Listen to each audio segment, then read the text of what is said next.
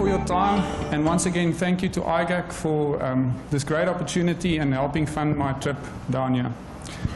My name is Ruelof from Northwest University. I'd like to show you some measurements of air quality around South Africa.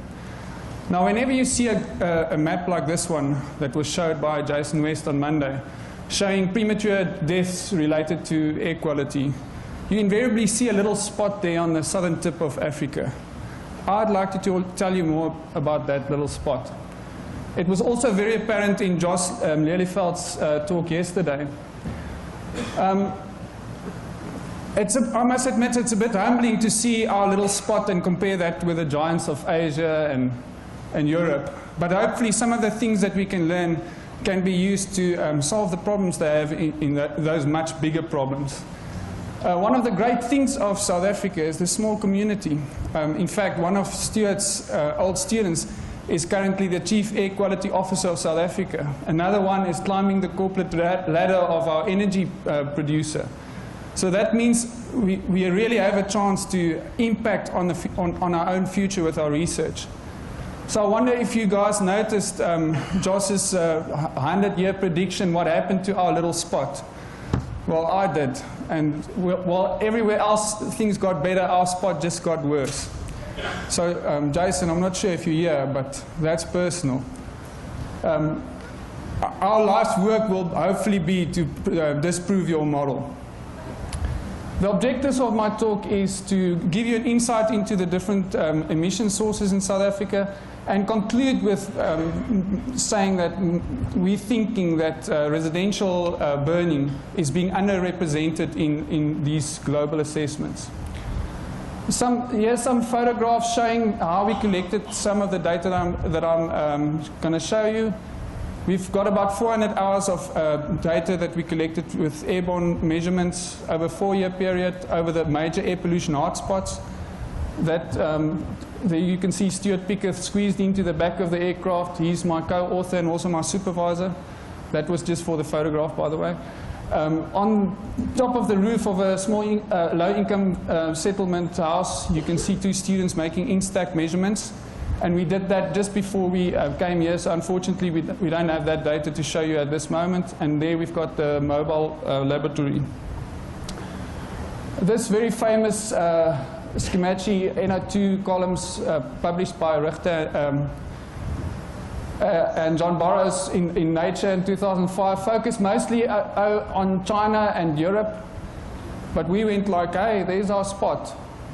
One of Stuart's other students then flew an airborne dose, and we sort of thought that maybe all those large tall stack emissions close together over the Highveld area causes a smudge that maybe overestimates the spatial extent of our spot.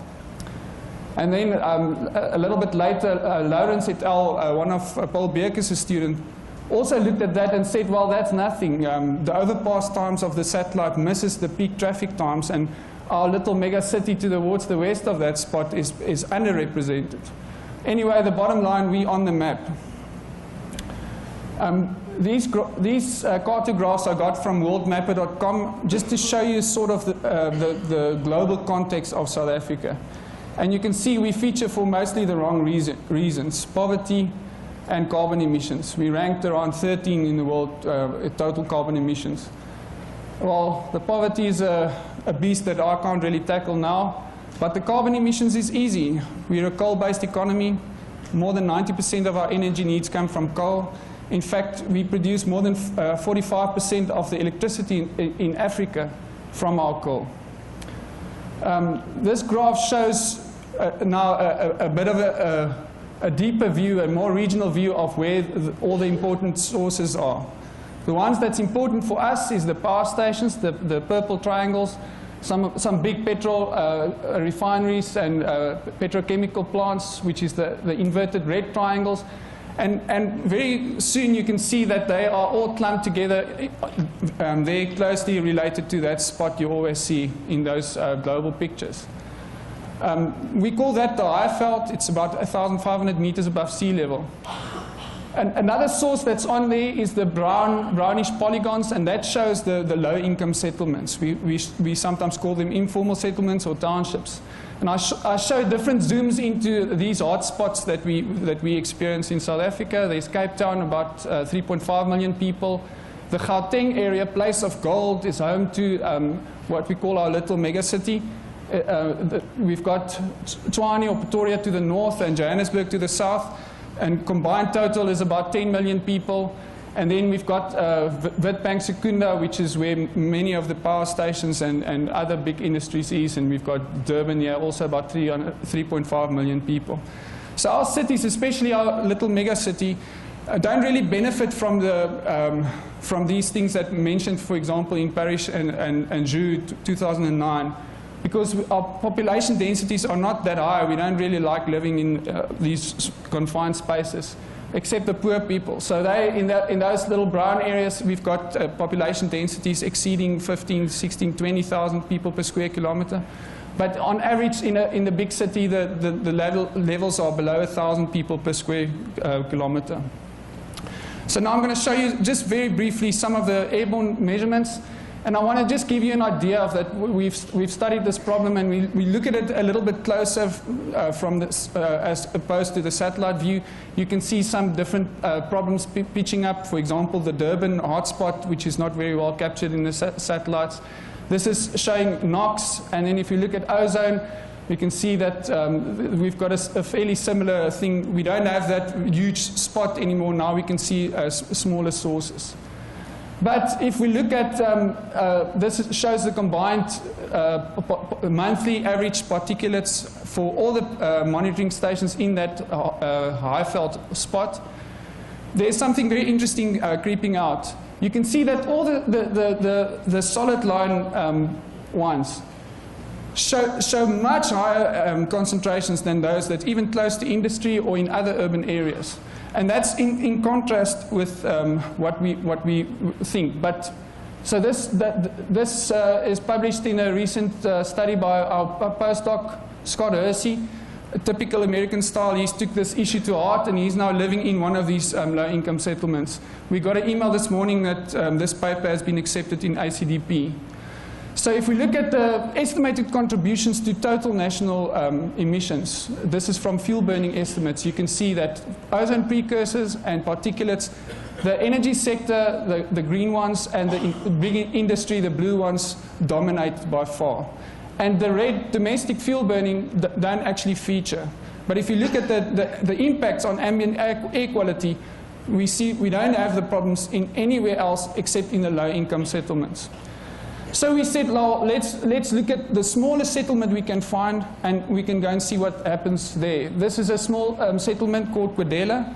It's about 50 kilometers from the closest big industry. There's no big town close to it. There's only about 980 households, 3,800 people. So it's on a very small scale. And we set up a very detailed monitoring protocol. I'm just showing you some of the data from our mobile Caravan.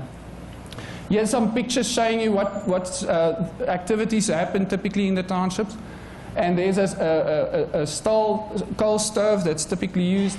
And what's interesting is these people's overall attitude towards fire. In one event, they almost burnt down our mobile Caravan with me inside. They were just trying to clean some of the old grass and rubbish around the site for us. Now let's look at some of the data. I'm showing you the diurnal patterns. This is very nice to see the very pronounced sources.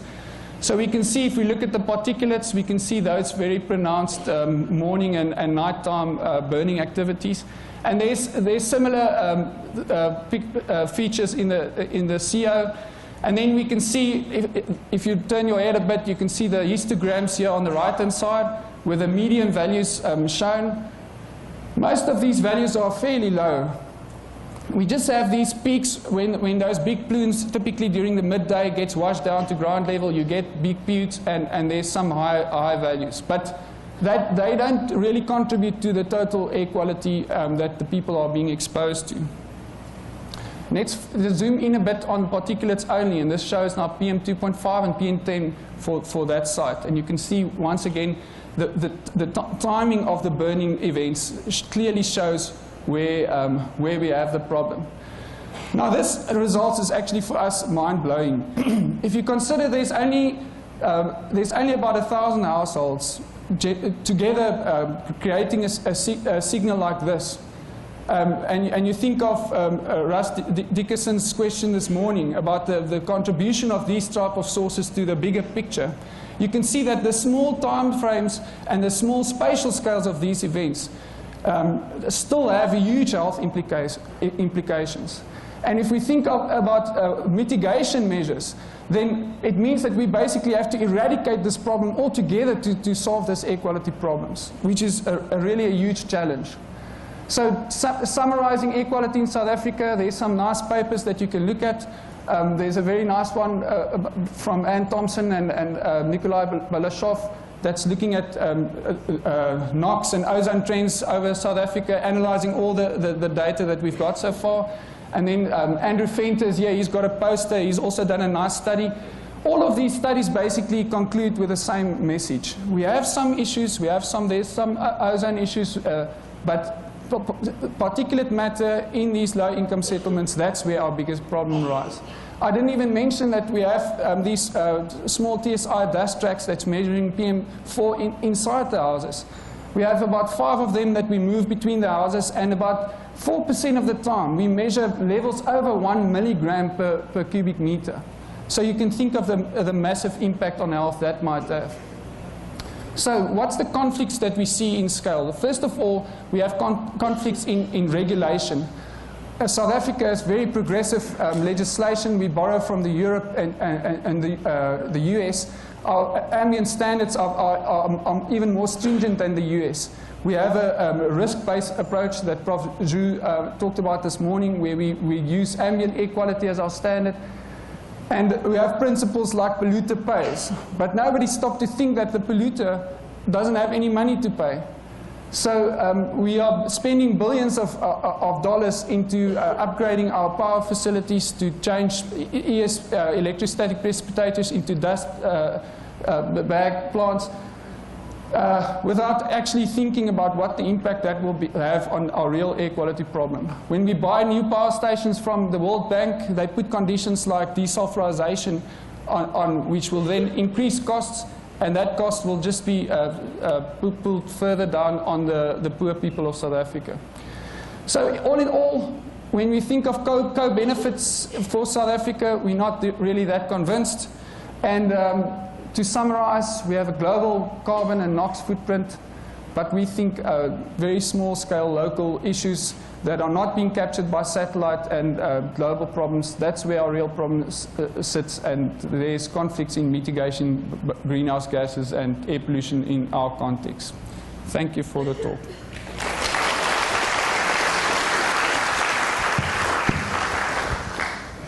Thank you, Ruelof. We have time for one question.